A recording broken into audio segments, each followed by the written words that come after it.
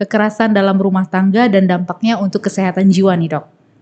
Pertama itu kekerasan secara fisik, itu bisa dengan mungkin dipukul, dibanting, mungkin yang viral selama ini banting dicekik. Seperti yang kita tahu yang baru viral beberapa bulan belakangan ini kan tentang artis Hollywood Johnny Depp gitu kan. Ternyata yang istrinya Amber Heard yang melaporkan dia melakukan KDRT, ternyata setelah di persidangan hasilnya ternyata sebaliknya. Korbannya laki-laki. Korbannya gitu ternyata si Johnny Depp. Jadi laki-laki bisa juga nih mengalami KDRT ya dok ya. Cuman kan masyarakat jarang yang percaya ya. Jarang yang percaya dan nggak ngelapor juga ini dok. Ya, cemen kali lapor kayak gitu. Padahal kan itu berpengaruh juga pada kesehatan mentalnya kan. Jadi nggak cuma perempuan nih yang kena mental, laki-laki juga bisa ternyata ya dok ya. Dia membenci tapi masih mencinta. Waduh. Sayang, udah lama hubungan kadang gitu ya dok ya. Assalamualaikum warahmatullahi wabarakatuh. Salam sejahtera, salam sehat jiwa. Kembali bersama saya Dr. Vera dalam podcast Seksi Ansietas PPPDSKJI. Nah, kali ini kita bersama narasumber Dr. Munawir Saragi, Magister Kedokteran, Spesialis Kedokteran Jiwa. Assalamualaikum dokter. Waalaikumsalam, Vera. Sehat dokter? Alhamdulillah sehat. Balik lagi nih pada podcast kita ya dok ya? Ya. Dok, kali ini kita bahas masalah yang lagi viral nih dok. Ya. Nah, masalah KDRT nih yang kemarin sempat ada sama public figure yang lagi hitsnya ini kan ya dok ya? Iya, lagi viral ya. Iya, lagi viral banget nih dok nih. Kekerasan dalam rumah tangga dan dampaknya untuk kesehatan jiwa nih dok. Dok, kita langsung aja nih masuk pada sesi podcast kita kali ini ya. Mengenai KDRT ini ya dok ya. Jadi untuk KDRT ini sebenarnya apa aja nih dok? Ya, mungkin pertama kita ke pengertian dulu ya. Mungkin dari pengertiannya sudah jelas KDRT ya, kekerasan dalam rumah tangga. Ya. Yaitu adanya suatu perilaku kekerasan yang terjadi baik dari suami ke istri, istri ke suami, suami ke anak, atau suami dalam satu rumah tangga gitu ya. Di mana dalam Undang-Undang Nomor 23 Tahun 2004 tentang penghapusan kekerasan dalam rumah tangga itu disebutkan bahwa definisinya merupakan suatu perbuatan terhadap seseorang, di mana di sini ditekankan terutama pada perempuan itu yang menyebabkan penderitaan baik secara fisik, psikis, seksual, dan penelantaran dalam rumah tangga. Nah, seperti itu definisinya. Jadi dari situ kita bisa lihat bahwa kekerasan dalam rumah tangga itu ada empat ya. Ada empat. Pertama itu kekerasan secara fisik. Itu bisa dengan mungkin dipukul, dibanting, mungkin yang viral selama ini ya. Banting dicekik. Bisa juga dari secara kekerasan psikologis, misalnya pengancaman, membuat seseorang menjadi rasa takut, ya kan, menyebabkan rasa takut, merasa terancam, gitu ya. Bisa juga secara seksual, walaupun mereka mungkin suami istri, pemaksaan dalam hubungan seksual, gitu kan, yang tidak mendapatkan izin dalam melakukan tindakan-tindakan mungkin yang tidak yang menyebabkan suatu kekerasan gitu ya dalam hubungan seksual. Dan yang saya inikan juga di sini ada termasuk penelantaran dalam rumah tangga. Itu juga termasuk dalam kekerasan dalam rumah tangga ini menurut undang-undang tersebut, seperti itu. Jadi mungkin 4 faktor itu. Jadi tidak hanya kekerasan secara fisik, tapi juga mungkin membentak, memaki, ataupun mengancam, itu juga termasuk kekerasan dalam rumah tangga, seperti itu. Tadi sempat nyinggung masalah penelantaran ya dok ya? Iya. Berarti untuk penelantaran dari finansial nih dok, itu termasuk juga dalam KDRT ya dok ya? Kalau di dalam, kita mungkin tidak membahas undang-undang ya, tapi dalam itu mungkin bisa kita masukkan dalam hal itu dari definisi kategori itu. Dari KDRT ini ya dok ya? Iya. Tadi sempat juga dokter katakan ini kekerasan dalam rumah tangga, berarti dalam suatu rumah tangga. Berarti kan kemarin sempat nih yang hits itu banyak komen-komen masalah punya pasangan yang mengalami KDRT. Cuman ini banyak komen-komennya masalah pasangan yang lagi pacaran, berarti itu tidak termasuk ya dok ya? Kalau di kita mungkin lebih ke pasangan yang berumah tangga ya. Berumah tangga ya. Tapi dok, dalam beberapa literatur itu di luar negeri itu kan disebut sebagai domestic violence ya, kekerasan dalam suatu hubungan. Jadi mungkin di Indonesia itu lebih ke rumah tangga yang sudah berkeluarga, tapi di luar sana itu kan kebanyakan hubungannya tidak Iya dalam benar-benar Dok pernikahan. ya. Nah, itu juga termasuk Termasuk sebenarnya ya Dok ya. dalam hubungan mereka tinggal serumah gitu kan. Itu juga tanpa hubungan pernikahan terjadi kekerasan, itu juga disebut kekerasan dalam rumah tangga jika di luar. Tapi di sini mungkin eh, lebih ke setelah hubungan pernikahan ya. Ya, Dok, benar sekali Dok ya. Kemudian Dok, yang kita tahu dan banyak orang tahu gitu ya kan Dok ya, kekerasan rumah tangga ini banyak didominasi oleh perempuan. Tapi ternyata yang dokter sebutkan dari definisi tadi bisa pada laki-laki ataupun pada anak juga ya Dok ya, untuk korbannya gitu ya Dok ya. Iya, dari beberapa literatur yang kita ketahui ya, itu kan disebutkan memang korban dari kekerasan dalam rumah tangga ini itu kebanyakan adalah perempuan. Tapi tidak menutup kemungkinan juga ada sedikit kasus, walaupun tidak banyak ya, atau mungkin tidak banyak yang melaporkan, itu kebanyakan ada juga yang terjadi pada laki-laki. Seperti yang kita tahu yang baru viral beberapa bulan belakangan ini kan tentang artis Hollywood Johnny Depp gitu kan. Ternyata yang istrinya Amber Heard yang melaporkan dia melakukan KDRT, ternyata setelah di persidangan hasilnya ternyata sebaliknya. Korbannya laki-laki. Korbannya gitu ya. ternyata si Johnny Depp. Iya. Padahal dia udah keluar dari beberapa kontrak itu kan, film seperti Pirates of the Caribbean, Fantastic Beasts itu sudah diputus kontraknya gitu. Ternyata yang melakukan kekerasan itu malah pihak perempuannya gitu. Jadi tidak menutup kemungkinan. Memang jika ada laporan pun KDRT, orang pasti percaya bahwa yang dilakukan yang mendapat perlakuan kekerasan itu pasti perempuan. Tapi dari kasus tersebut kita tahu bahwa laki-laki juga ada gitu. Jadi laki-laki bisa juga nih Bisa mengalami juga. KDRT ya Dok ya. Cuman kan masyarakat jarang yang percaya ya. Jarang yang percaya dan nggak ngelapor juga ini Dok. Ya, cemen kali dilapor cemen. kayak gitu. Padahal kan itu berpengaruh juga pada kesehatan mentalnya kan. Jadi nggak cuma perempuan nih yang kena mental, laki-laki juga bisa ternyata Bisa. ya Dok ya. Jadi kalau untuk selanjutnya nih Dok, bila kita tahu nih ada ataupun melihat gitu tetangga ataupun keluarga yang mengalami KDRT nih, apa yang harus kita lakukan nih Dok? Ya, untuk kita ketahui bahwa kalau kita melihat adanya suatu kekerasan dalam rumah tangga, apakah itu tetangga kita atau keluarga kita, yang pertama itu ya kita jauhkan korban, baik itu suami atau istri dengan anaknya dari pelaku. Itu yang pertama. Kalau memang sudah kita jauhkan, kita evaluasi psikologisnya, mungkin diajak ke ahlinya, seorang psikiater atau psikolog untuk dilihat apakah sudah terjadi suatu gangguan mental atau gangguan-gangguan psikologis lainnya yang menyebabkan dia mungkin mengalami penyakit-penyakit tertentu gitu kan.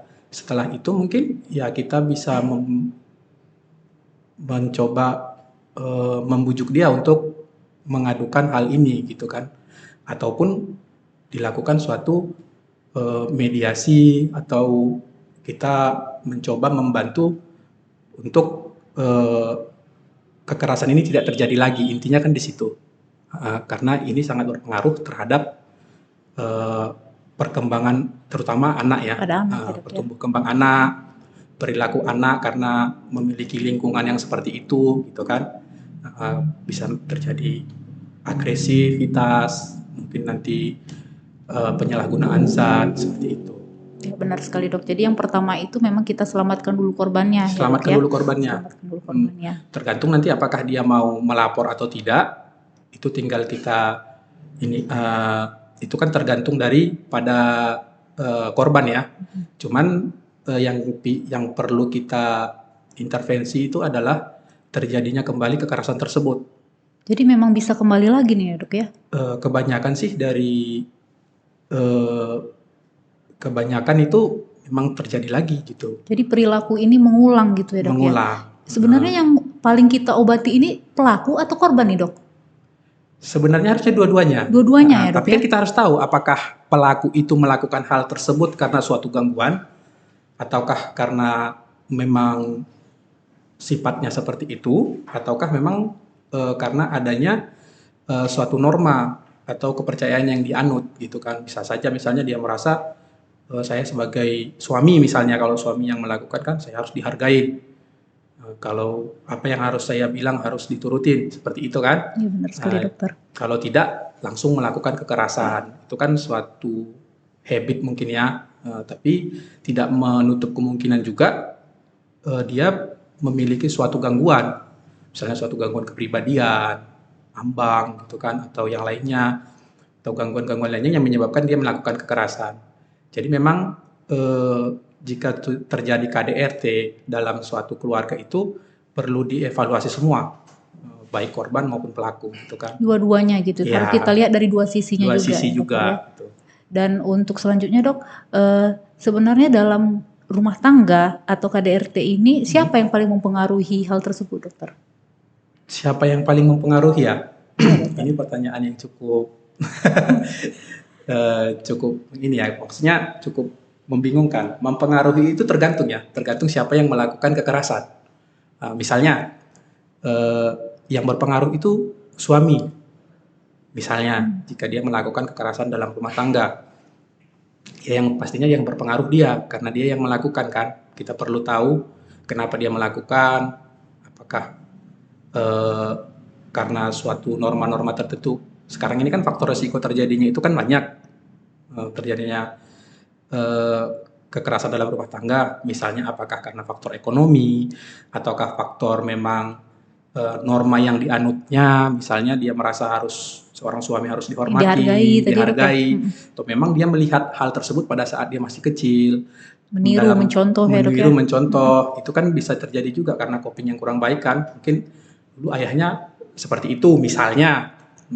Jadi ngerasa dibenarkan perilaku gitu ya dok? Mungkin kalau saya mau dituruti harus seperti ini, misalnya seperti itu kan. Bisa juga karena seperti itu, atau karena adanya suatu gangguan kepribadian yang menyebabkan dia melakukan suatu kekerasan, atau gangguan-gangguan lain bisa juga terjadi seperti itu. Ya benar sekali dokter. Kemudian dok, dari perilaku yang KDRT ini pasti mempunyai dampak ya dok ya, untuk korban ataupun juga untuk pelakunya. Ini gimana nih dok?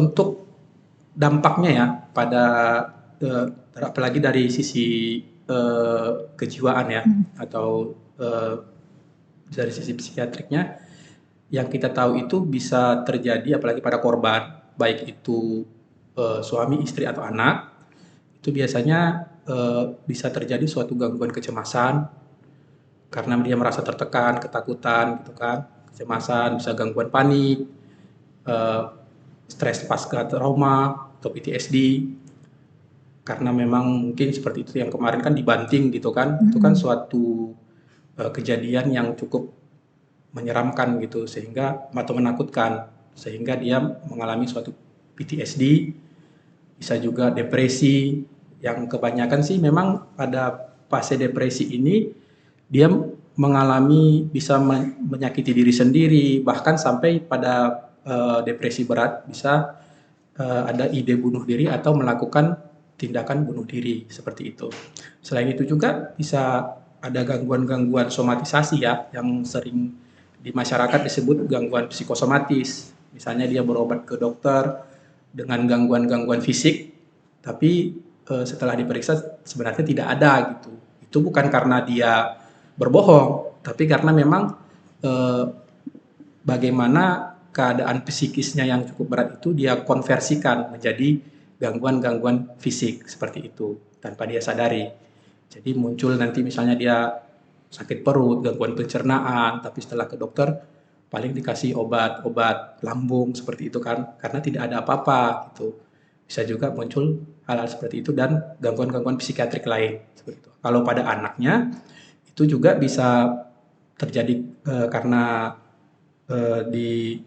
dilakukan kekerasan pada anak dan juga penelantaran, karena kan biasanya ditelantarkan ya setelah dipukul atau di apa gitu kan, terjadi penelantaran, makannya tidak teratur, mungkin kan bisa terjadi gangguan tumbuh kembang, adanya muncul perilaku agresif, bisa juga anak ini karena tidak diperhatikan orang tuanya malah menggunakan obat-obatan terlarang seperti itu dan gangguan-gangguan lain.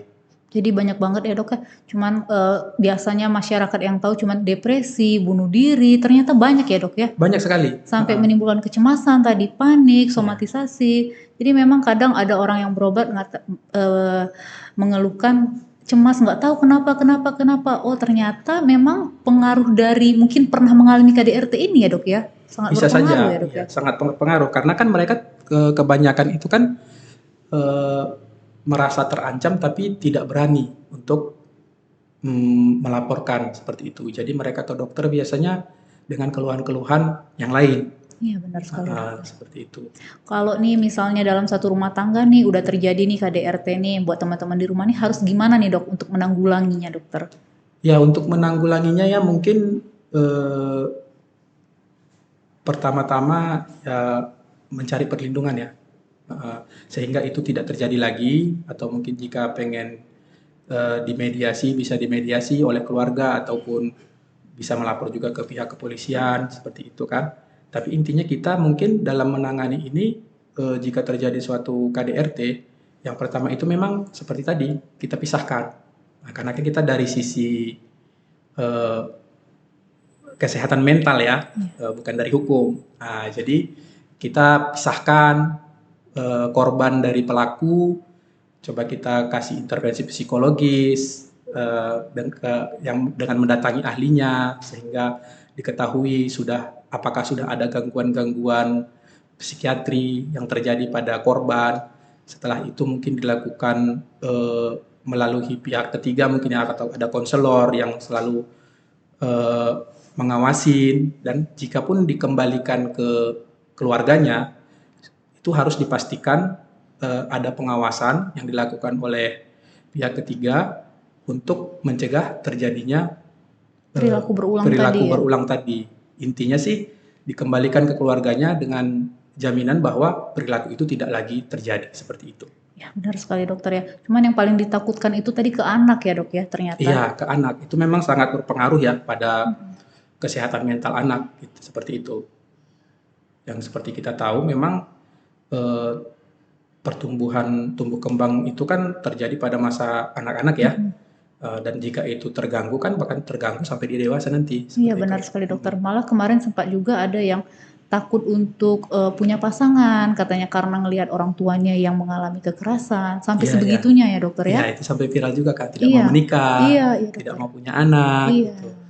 Mungkin itu ya seperti yang kita pelajari di psikiatri ya, karena masa-masa dia tumbuh kembangnya itu sangat berpengaruh nanti pada saat dia dewasa. Karena pengalamannya itu kan teori perkembangan ya. Teori perkembangan Erikson ya dokter ya, benar sekali dokter.